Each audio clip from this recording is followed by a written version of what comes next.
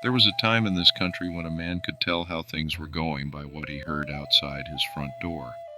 If the road was quiet, that meant something was wrong. If it was busy, it meant life was moving along as it should.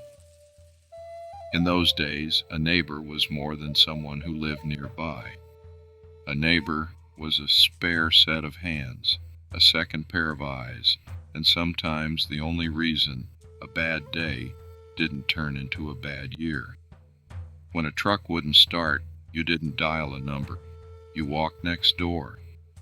When a storm took down a fence, nobody asked whose fence it was. They just fixed it. People knew each other's routines. They noticed when lights stayed on too late or when a porch stayed dark too long. That kind of awareness didn't come from obligation. It came from living close enough to care. Then, gradually, things changed. People stopped knocking on doors, not suddenly, not deliberately. A phone call replaced a visit. A message replaced the phone call. And eventually, nothing replaced a message at all. Homes grew larger, porches grew smaller, garages began to close without anyone ever seeing who came or went. None of this felt dangerous at the time. In fact, it felt efficient. Convenience became the new standard. What no one mentioned was the cost. Once, if someone didn't show up where they were expected, people went looking.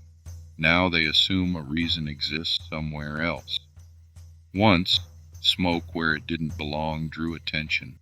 Now it's just another background detail until authorities arrive.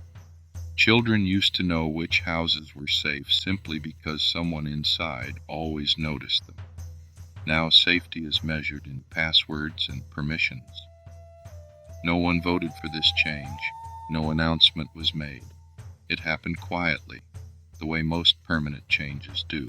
People became busy, schedules filled, trust was handed off to systems and services, and over time, needing help from someone nearby began to feel like a personal failure instead of a normal part of life.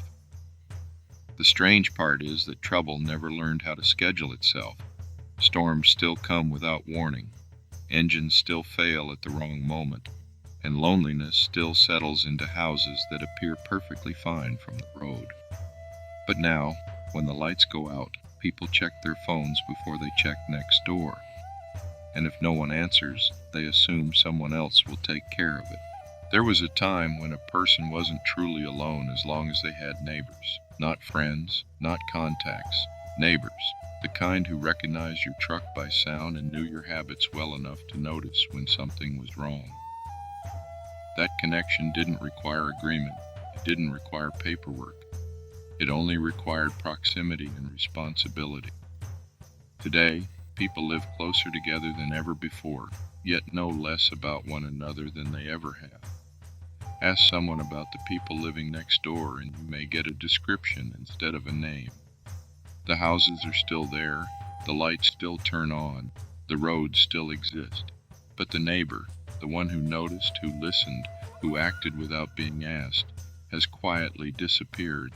Not because they moved away, but because the world changed while no one was looking. And that's the thing about disappearing neighbors. You don't notice they're gone until you need one.